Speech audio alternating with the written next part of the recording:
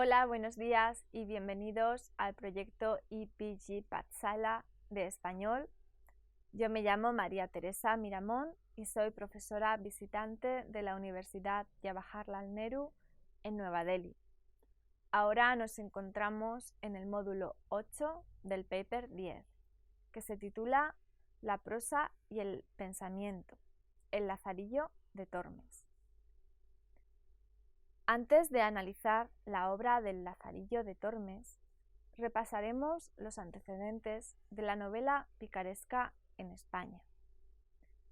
Empezaremos con las novelas renacentistas y los libros de caballerías. En el siglo XVI se realizaron todo tipo de experimentos alrededor de la narración novelesca en prosa. La forma cruda de escribir la novela fue sustituida por una forma perfecta y acabada que se ve en Cervantes a finales del mismo siglo.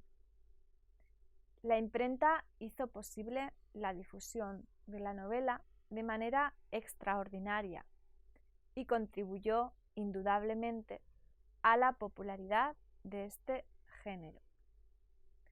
Lo que en la Edad Media fue el problema épico se convirtió en la novela en la época renacentista. Es decir, la narración mediante el diálogo apareció ahora en la novela. Los libros de caballerías solían relatar la vida de un héroe nacido en noble cuna, que lucha contra las más increíbles criaturas y supera todas las dificultades. Los antagonistas en tales libros solían tener una princesa cautiva en su poder. Era el deber del caballero rescatar y salvar a la princesa. El libro se acaba con la unión feliz del caballero y esta princesa. Es el mismo esquema argumental que se encuentra en las novelas de aventuras en la actualidad. Las novelas de caballerías poseen ciertas características propias. La más importante de ellas es que el héroe es idealizado y no posee ningún tipo de maldad. Por el contrario, sus enemigos son absolutamente malvados. Además, el amor entre el caballero y la princesa o la dama sigue estrictamente las reglas del amor cortés de la literatura francesa medieval. La influencia de estos libros fue tan profunda que estuvo prohibido llevarlos a América durante la conquista, porque las autoridades temieron que los indios pudieran creer que las sagradas escrituras fueran tan inverosímiles como la narración de los libros de caballerías. Este temor nació debido a que la mayoría de la masa lectora de España creyó en la existencia auténtica de los héroes de estas novelas. Cabe destacar que el libro de mayor éxito de todo el género en España fue El Amadís de Gaula. Su redacción original data de principios del siglo XIV. El recopilador Garci Rodríguez de Montalvo publicó en 1508 una versión más ampliada en Zaragoza, de la que se realizaron más de 30 ediciones durante ese siglo. Es quizá la única novela caballeresca que combina todos los atributos de este género. Analiza las características psicológicas de los personajes y enumera las varias aventuras del héroe. Su popularidad fue tan extraordinaria que se multiplicaron las continuaciones e imitaciones del libro. En estas historias se narraban las vidas y aventuras de los parientes e hijos de Amadís, y así nacieron otros héroes. La decadencia de este género empezó en el último cuarto de siglo, cuando ya había gozado de 3/4 de una vida editorial intensa. Este es un hecho sociológico realmente extraordinario en la literatura del siglo XVI. El apogeo de esta novela coincide con la época renacentista, aunque tiene rasgos de lo caballeresco en cuanto al tema del amor. Fue el vehículo ideal para hablar de los problemas acerca del amor neoplatónico. Su esquema estructural sigue las normas de un diálogo entre pastores, quienes en realidad son cortesanos cultos con apariencia de pastores. La historia de estas novelas tiene lugar en la naturaleza, algo muy similar a las églogas de Garcilaso. También tienen versos intercalados en su acción. La Arcadia, del italiano Sannazaro, se considera como el antecedente inmediato de la novela pastoril española. Su esquema argumental sigue las mismas discusiones sobre los problemas del amor neoplatónico y la irreconciliable situación entre la razón y el amor. A pesar de lo artificial del género, este gozó de mucha popularidad en España en el siglo XVI.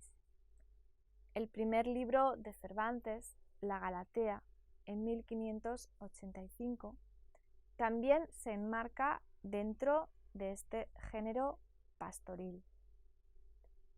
El primer género español de este género es Los 7 libros de la Diana, escrito en Valencia hacia 1559, del portugués Jorge de Montemayor. Esta novela tuvo un éxito inmediato. Sus imitaciones y continuaciones fueron innumerables, pero también tuvo detractores, sobre todo entre los seguidores del puritanismo, que eran capaces de aceptar la discusión del amor humano. A continuación vamos a hablar sobre la novela bizantina. Este género también fue muy exitoso y popular entre los lectores del siglo XVI. Tuvo su origen en el redescubrimiento de un manuscrito de una novela llamada Teágenes y Cariclea, del bizantino Heliodoro. Gozó de mucha popularidad y fue traducida a muchas lenguas. La novela bizantina es el resultado de la mezcla entre lo sentimental, predominante en el siglo XV, y las características de los libros de caballerías. El tema aquí también es el amor, como en la pastoril, pero el tratamiento es diferente.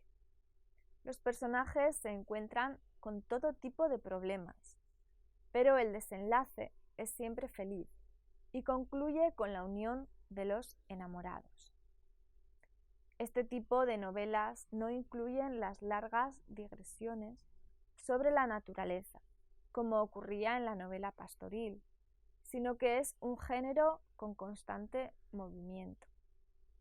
Los viajes se suceden a lo largo de toda la trama. De hecho, la novela empieza siempre con un viaje, cuando la historia ya está en desarrollo, y recupera retrospectivamente el hilo de la trama. La primera muestra de esta novela en España es La historia de los amores de Clareo y Florisea, de 1552, de Alonso Núñez de Reynoso. La más popular fue La selva de aventuras, de 1565, de Jerónima La más popular fue La selva de aventuras, de Jerónima de Contreras. Este tipo de novelas proceden de la novela italiana renacentista, en la que aparece con frecuencia el personaje del morisco. El morisco tiene todas las cualidades del héroe caballeresco. Esta visión idealizada del árabe resurgirá en el romanticismo en el siglo XIX. El ejemplo más popular del género en España fue la historia del Abencerraje y la hermosa Jarifa, de hacia 1551-1565. El protagonista llega a ser prisionero de los cristianos y es separado de su amada Jarifa. Su éxito fue tal que Cervantes incluyó en su Quijote una novela morisca, y también Mateo Alemán en su Guzmán de Alfarache. Una novela morisca influida por hechos históricos fue la historia de los bandos de los cegríes y abencerrajes, de 1595 a 1619, también llamada Guerras Civiles de Granada, de Ginés Pérez de Hita, autor que se inspira en los romances.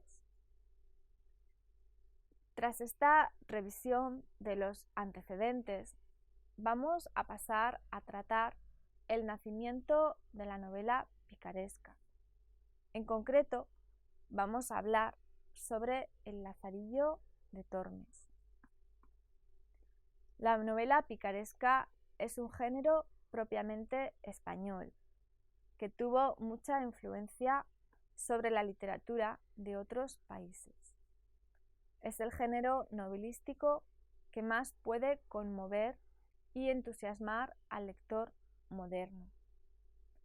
Propiamente dicha, la novela picaresca tuvo su éxito y desarrollo en el siglo XVII. No obstante, el librito anónimo La vida del Lazarillo de Tormes, publicado en 1554, fue el iniciador del género. El Lazarillo de Tormes cuenta la historia de un niño llamado Lázaro, que pasa de vivir con su madre a trabajar de criado de varios amos.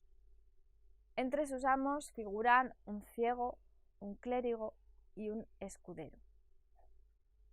La novela empieza con el nacimiento del protagonista y termina cuando él ya ha alcanzado la edad adulta y está casado con la amante del arcipreste de Toledo y vive de pregonero. La obra se divide en 7 episodios o tratados.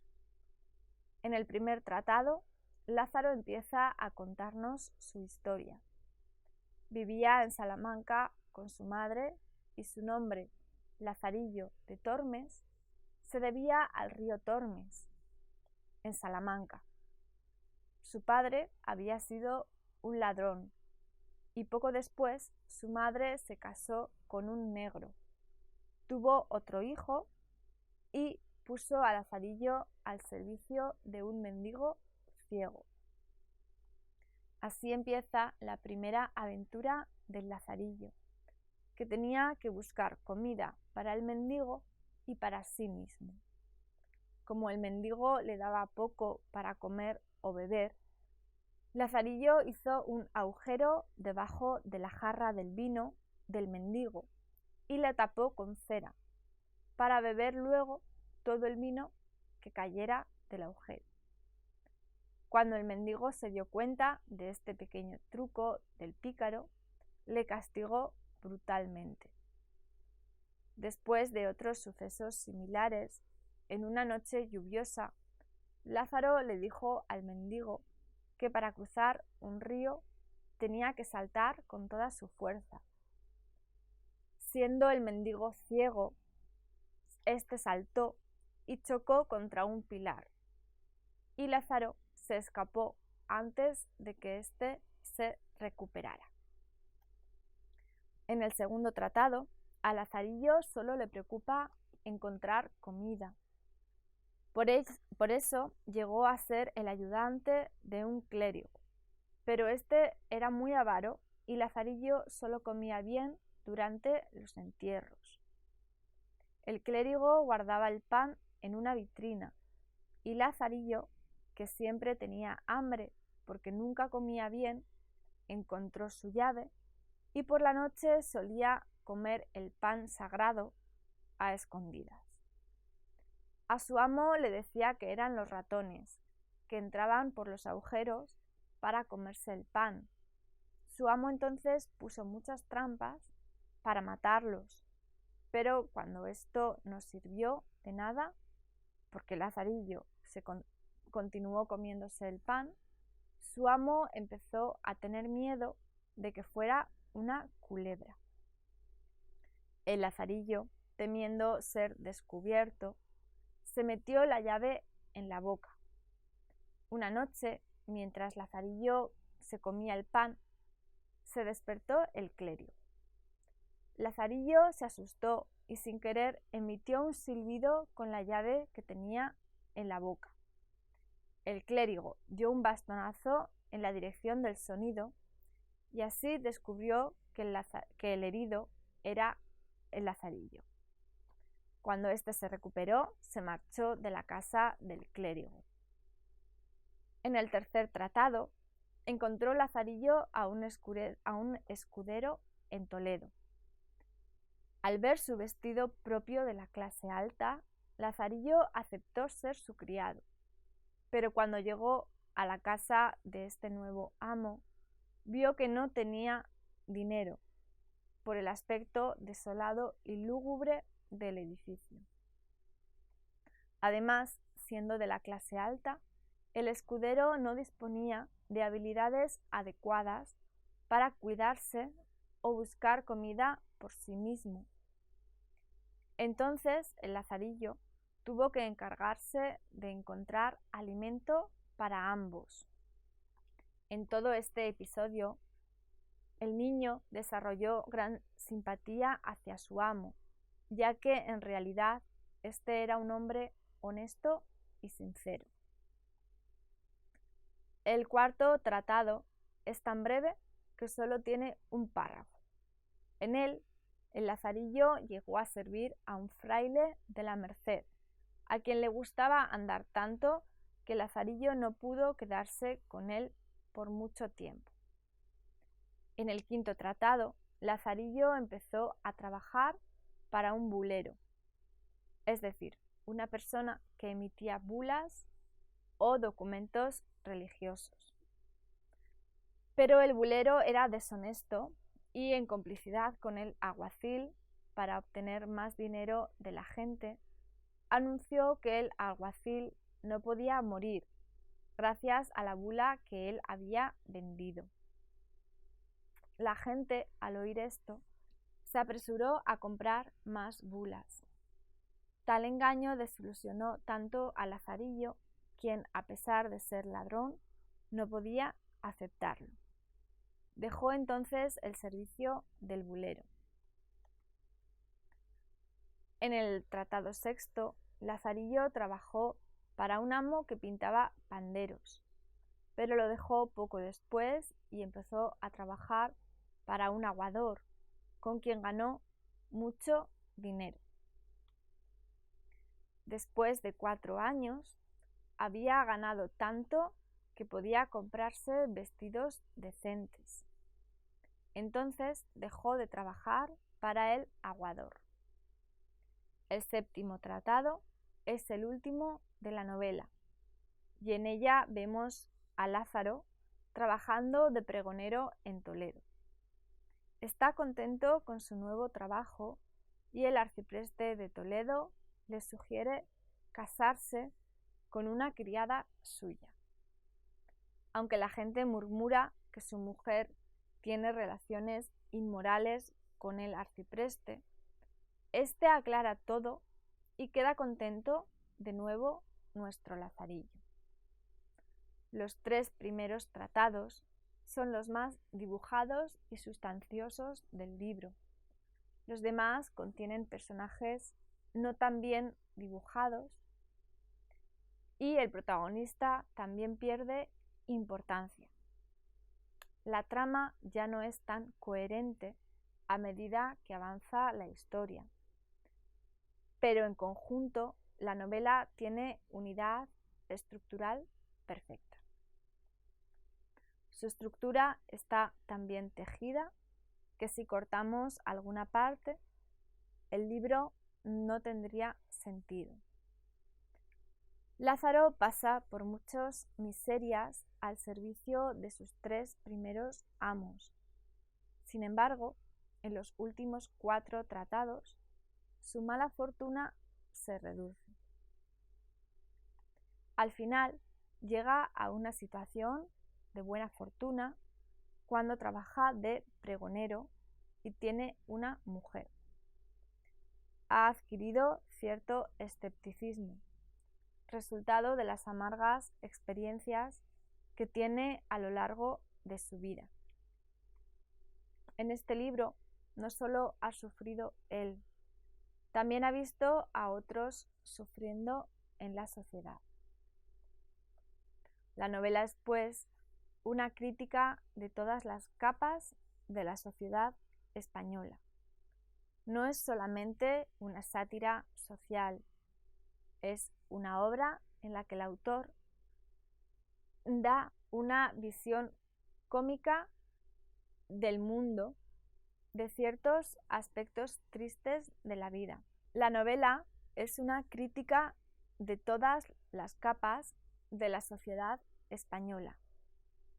No es solamente una sátira social, es una obra en la que el humor, una visión cómica de ciertos aspectos tristes de la vida, posee excepcional importancia. En todos los episodios, las experiencias de Lázaro causan risa al lector, pero en el fondo hay una seriedad que hace que la historia no sea simplemente un entretenimiento. Los personajes tienen rasgos verosímiles que también la convierten en una novela realista. Las muestras de la novela picaresca posterior tienen influencias barrocas y por eso tienden a la exageración. Como resultado, sus personajes no alcanzan la verosimilitud que vemos en el Lazarillo de Tormes. Otro aspecto muy importante de la novela es la originalidad en la forma. Es una autobiografía retrospectiva, es decir, la novela empieza con Lázaro trabajando ya de pregonero y contando su historia a un personaje desconocido mediante el recurso del flashback, es decir, una mirada hacia el pasado. Esta técnica fue muy utilizada en las autobiografías de personajes ilustres de la literatura clásica. Los episodios más cómicos de la novela pertenecen a la tradición popular. Sin embargo, el personaje del protagonista es muy coherente y está muy bien dibujado. Muestra un crecimiento moral en el muchacho hasta llegar a la edad adulta. El realismo narrativo da a los lectores la sensación de transformación que se produce en la vida real. Es algo muy diferente de los libros de caballerías, en que la forma de narración es idealizada. En estas novelas, el héroe nace ya tipificado en lo que será toda su vida. En conclusión, podemos decir que todos los rasgos del Lazarillo de Tormes lo acercan a las más grandes obras de la literatura española, como El Quijote y La Celestina. 5 años después de su publicación, fue prohibido y volvió a tener difusión con la edición que realizó Guzmán de Alfarache casi 40 años más tarde. Muchas gracias por su atención. Esto ha sido todo en el módulo que trata sobre el Lazarillo de Tormes.